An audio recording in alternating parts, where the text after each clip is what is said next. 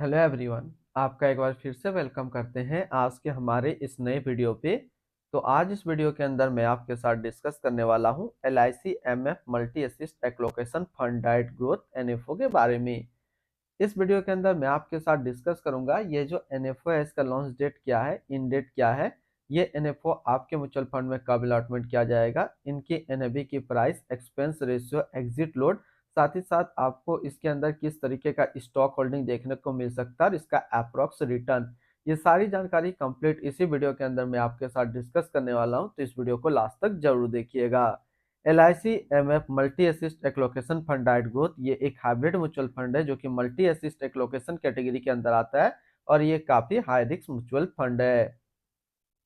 ये जो NFO है इनका लॉन्च डेट है 24 जनवरी 2025 और इन डेट है 7 फरवरी 2025। अगर कोई इन्वेस्टर इस NFO के अंदर इन्वेस्टमेंट करना चाह रहे हैं तो फिर वो इस टाइम पीरियड के बीच में इन्वेस्टमेंट कर सकते हैं। ये NFO आपके म्यूचुअल फंड के जो डैशबोर्ड में शो होगा वो होगा 14 फरवरी 2025 के बाद।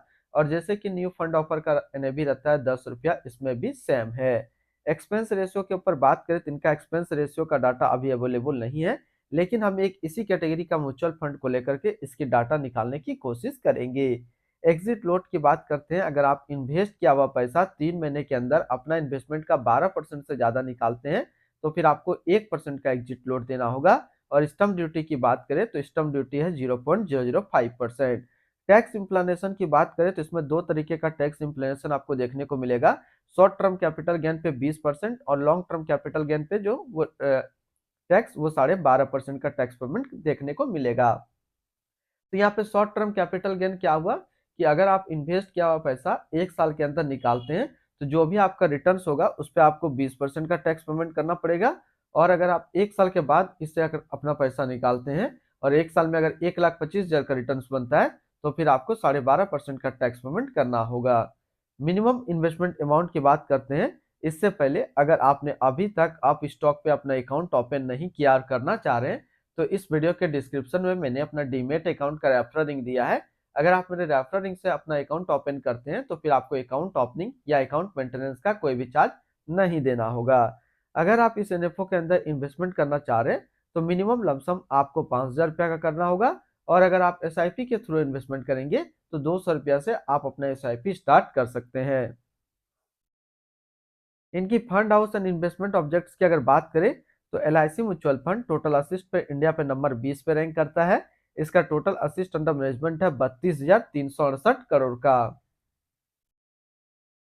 LIC MF multi asset allocation fund diet growth ये एक हाइब्रिड म्यूचुअल फंड है जो कि लॉन्च किया गया LIC म्यूचुअल फंड की तरफ से। सुमित भटनागर अभी इस फंड का करंट फंड मैनेजर है। इस फंड का करंटली असिस्ट अंडर मैनेजमेंट है 32,369 करोड़ का और लेटेस्ट ने भी है 10 रुपया। LIC MF multi asset allocation fund diet growth ये एक काफी हाई रिस्क म्यूचुअल फंड है।